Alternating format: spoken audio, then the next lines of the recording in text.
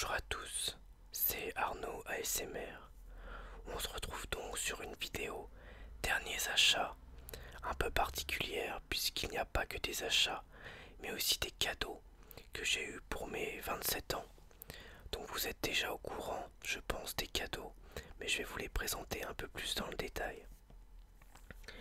Alors, j'ai eu tout d'abord une PlayStation 4.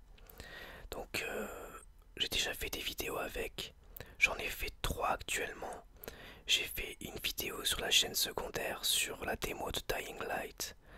J'ai fait une vidéo sur une Mechanical Extended.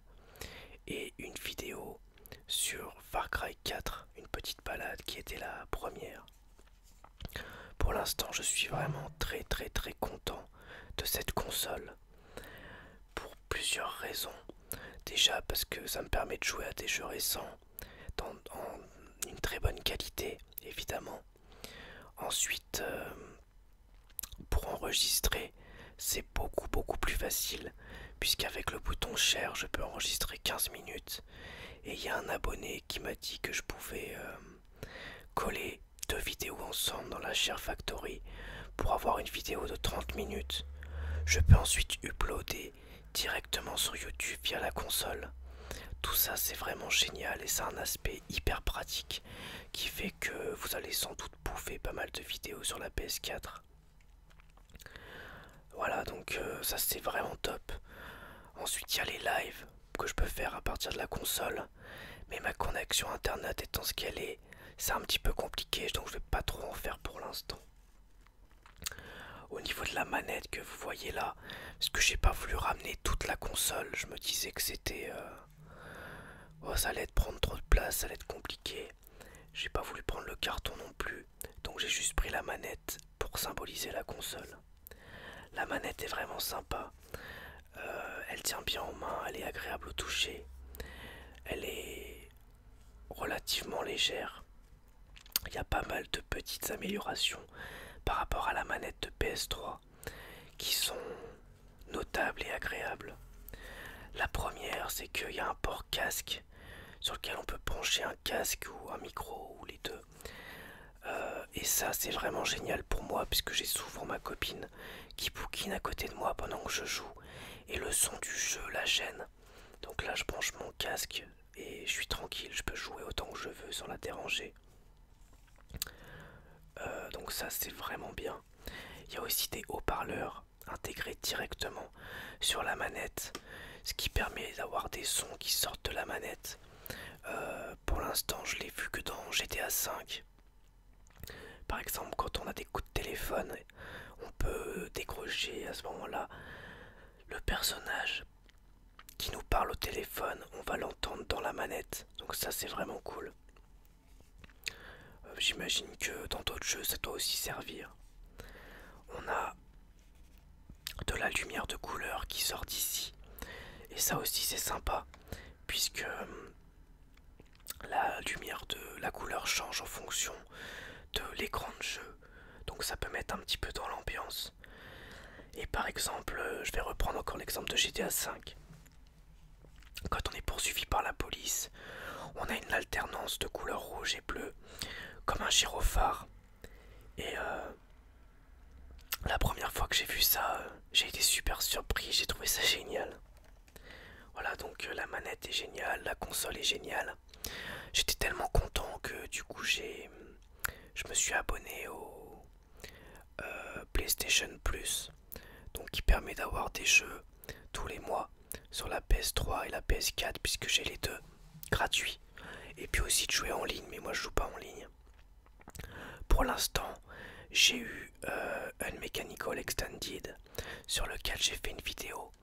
J'ai eu Super Meat Boys sur lequel vous pouvez vous attendre à une vidéo aussi, voire plusieurs.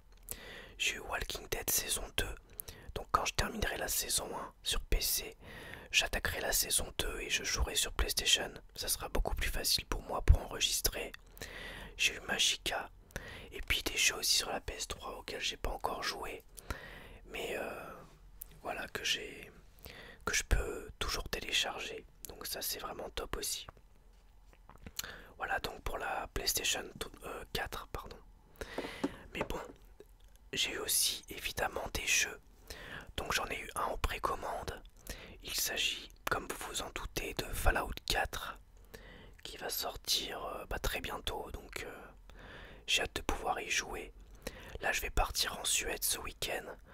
Et quand je vais rentrer normalement je devrais recevoir Fallout 4. Et ce qui est top en plus c'est que le jeu devrait arriver approximativement chez moi au moment des 1 an de la chaîne, puisque la chaîne aura 1 an le 11 novembre.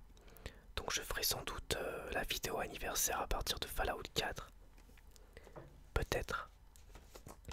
Et j'ai eu 2 jeux avec. Donc GTA 5 qui était avec la console, que pour l'instant je trouve vraiment fantastique. Bon, on en a beaucoup entendu parler, hein. Je pense que la plupart des possesseurs de la console y ont joué.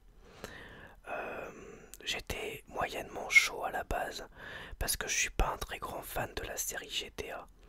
Mais là, je dois avouer que je me suis pris une claque monumentale, que ce soit au niveau du gameplay, de l'ambiance, de l'immersion, des personnages, du scénario, du moins là où j'en suis. Il y a un côté un petit peu série télé que je trouve génial. Le fait de passer d'un personnage à l'autre aussi, c'est top. Et ça évite, ça casse un petit peu l'aspect routinier du jeu qu'on pourrait avoir avec un seul personnage. Donc c'est vraiment vraiment génial. Je ne peux que le recommander. J'ai pas encore joué à GTA Online. J'ai juste créé un personnage, mais je joue seulement en solo d'habitude. Mais GTA Online a l'air quand même assez sympa. Ça a l'air d'être un petit peu un jeu dans le jeu. Donc je pense que je vais le tester dans les temps qui courent. Donc je vais ouvrir quand même. Donc à l'intérieur on a le jeu avec une jolie demoiselle qui nous fait un bisou. On a le livret où il n'y a quasiment rien. Derrière GTA Online.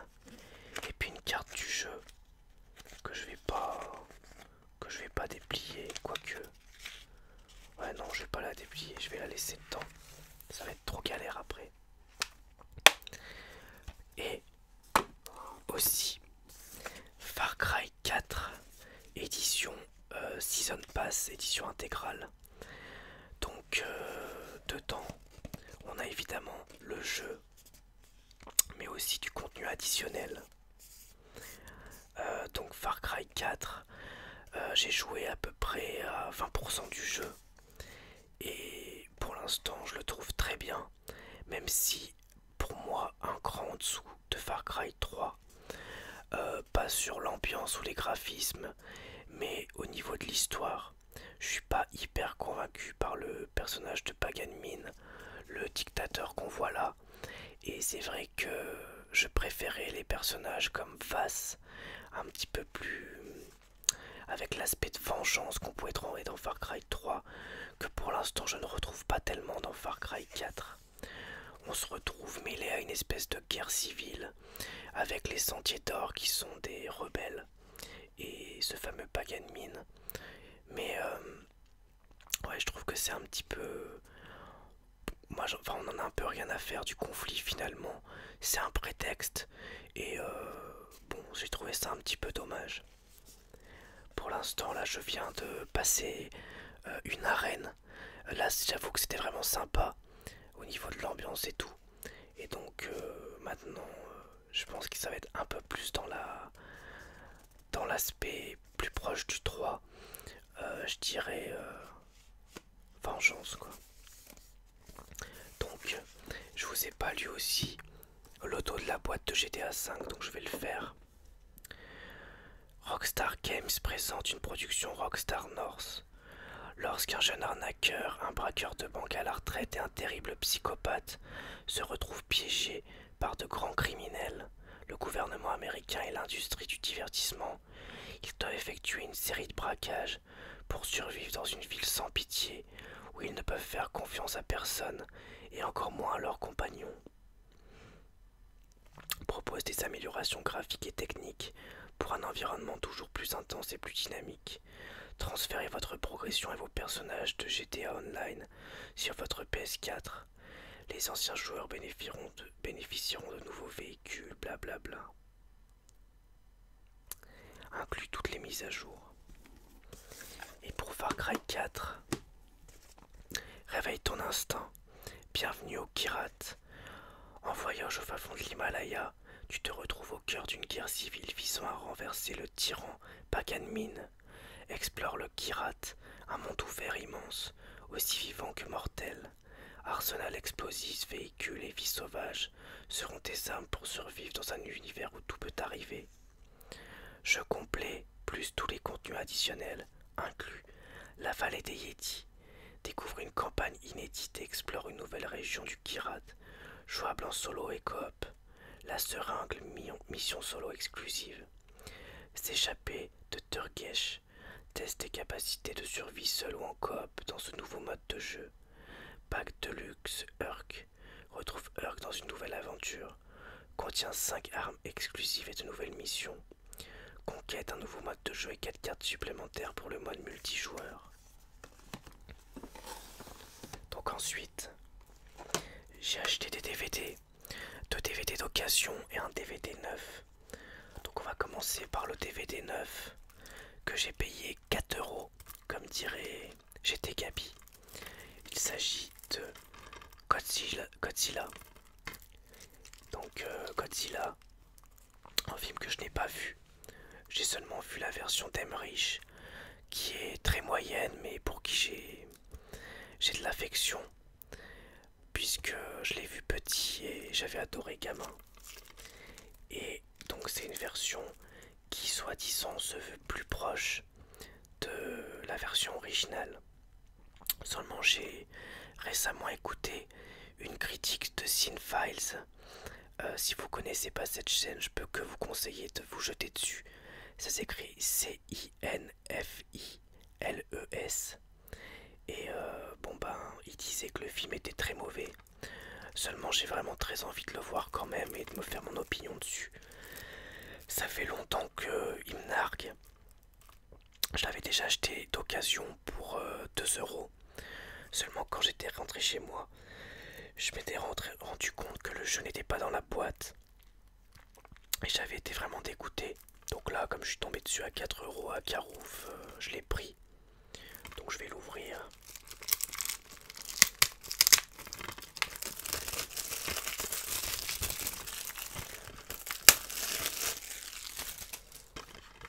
Alors à l'intérieur, on a juste le DVD. Désolé, pas de code à vous donner. Un blockbuster, décidément j'arrive plus à lire. Explosif, tout le ciné.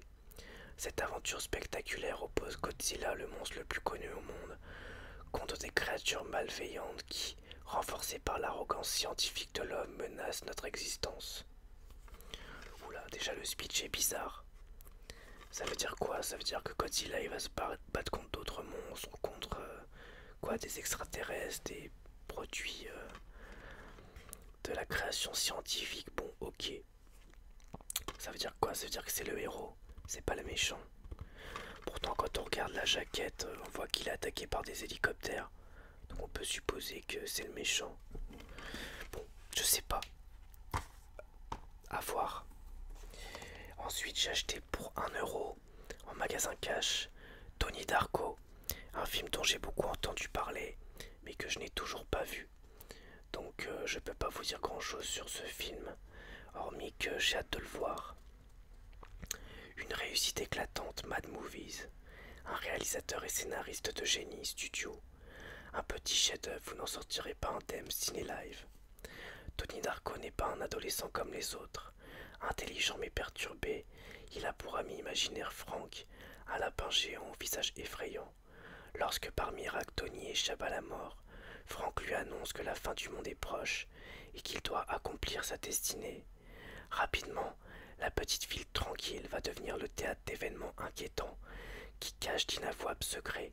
Rien n'est dû au hasard, seul Donnie peut agir, mais vite, car Frank le lui a dit. On a aussi des bonus, notamment 20 scènes coupées intégrales, donc ça c'est vraiment cool. J'adore les scènes coupées en bonus, c'est sans doute ce qui m'intéresse le plus à chaque fois. Puis diverses interviews.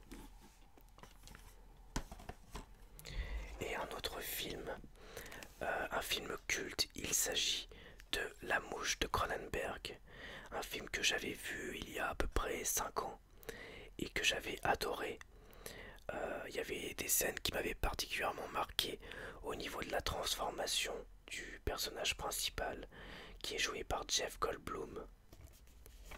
Un film d'horreur romantique à la fois effrayant et émouvant dans lequel Jeff Goldblum, Independence Day, Jurassic Park, Le Monde Perdu, incarne un scientifique ambitieux qui, lors d'une expérience de téléportation, fusionne accidentellement avec une mouche. Amoureuse de lui, une journaliste incarnée par Gina Davis, Stewart Little, Lilo Pirate, Thelma et Louise, réalise que l'homme qu'elle aime devient une créature horrible dans laquelle l'insecte prend le dessus sur l'homme. Donc un très bon film mais que j'ai pas vu depuis un moment. J'avais vraiment pris une grosse claque. En plus j'adore David Cronenberg. Donc voilà, je vais sans doute le re-regarder bientôt. Surtout que comme je l'ai dit, actuellement je suis au chômage forcé jusqu'à début janvier. J'ai déjà un boulot en fait, mais j'ai une période de carence parce que j'ai cumulé trop de CDD. Donc j'ai du temps pour regarder des films, pour jouer, pour vous faire des vidéos. Donc voilà. Et enfin, des comics, puisque comme vous le savez, je suis depuis quelque temps abonné à la collection DC Comics de Eagle Moss. Donc là, il y en a 4. Il y a Justice League aux origines, donc le volume 4. Il y a 5 ans, nul ne connaissait l'existence des surhommes et encore moins celle des super-héros. Avec l'apparition de Superman, Batman, Green Lantern et Wonder Woman, les autorités, effrayées par la puissance de ces individus, les déclarent hors la loi. Cependant, lorsque Darkseid projeta de conquérir la Terre, les humains durent se placer sous la protection de leurs héros. Voici le récit de la première union des plus grands justiciers qui allait bientôt devenir la célèbre Ligue de Justice. Contient Justice League 1 à 6. Donc les différents héros de la Justice League dessus. Cyborg, Flash, Superman, Wonder Woman, Aquaman, Batman, Green Lantern. Ensuite, Batman, The Dark Knight Returns, que j'ai lu et que j'ai adoré. Donc le volume 5, des années après avoir pris une retraite forcée, Bruce Wayne est devenu un quinquagénaire aigri et porté sur l'alcool. Mais la plongée de Gotham City dans le crime et le désespoir va le pousser à redevenir le justicier Batman. Traqué par la police et le gouvernement, le Chevalier Noir va mener sa dernière horde sauvage. Contient The Dark Knight Returns 1 à 4. Justice League, encore une fois, la tour de Babel. On peut voir les différents protagonistes de la Justice League, inconscients au sol, et Batman au-dessus qui les regarde. Dernière, on voit Ra's al Ghul avec les différents costumes des personnages sur des éventails. Volume 6, Justice League, la tour de Babel. Ra's al Ghul tente à nouveau d'attaquer Batman, cette fois-ci en s'en prenant à ses plus proches alliés, la Ligue de Justice, les ayant battus les uns après les autres, grâce à des armes et techniques de combat élaborées selon leur faiblesse. Celui que l'on appelle le démon savoure déjà sa victoire. Mais comment Ra's a-t-il pu disposer d'informations aussi confidentielles? La réponse à cette question pourrait bien détruire la Ligue pour de bon. Contient Justice League 43-46, Justice League Secret Files 3 et Batman 232. Et enfin, la première partie de la cour des hiboux, Batman. Voilà où on voit dessus derrière différents personnages qui attaquent Batman, dont un qui fait penser à Double Face et un autre qui fait penser à Enigma avec un point d'intégration vert sur le crâne. Après une longue période d'absence, Bruce Wayne est de retour sous le masque de Batman à la poursuite d'un mystérieux assassin aux allures de hibou et dont la prochaine cible n'est autre que Bruce Wayne. Plus il progresse dans son enquête, plus le Chevalier Noir rassemble d'éléments sur les motivations de son ennemi. Il découvre alors une sombre vérité mêlant les familles Wayne aux fondations troupes de Gotham City. Contient Batman 1 à 7. Voilà donc pour les derniers achats. Donc je vais pas compter combien ça m'a coûté. Tout simplement parce que je pense que ça n'a pas beaucoup d'intérêt pour vous. Euh, enfin, si ça peut avoir de l'intérêt. Mais là, il y a essentiellement la plus grosse somme des cadeaux. Donc ça compte pas. Voilà. J'espère en tout cas que la vidéo vous aura plu. J'ai fait pas mal d'erreurs de lecture, donc je m'en excuse. Je suis un petit peu fatigué, mais bon, voilà, c'est pas bien grave. J'espère que tout va bien pour vous. N'hésitez pas à laisser des commentaires et donner votre avis sur les jeux, les BD ou les films, qu'importe. Les vidéos sont faites pour vous relaxer, mais elles sont aussi faites pour vous, peut-être pour vous donner envie de regarder des films ou de jouer à des jeux ou autres. Et puis aussi d'avoir votre avis, vos retours, et moi-même de pouvoir apprendre des choses. Donc je vous dis à bientôt en tout cas pour une prochaine vidéo ASMR. Et merci encore pour vos retours. Au revoir.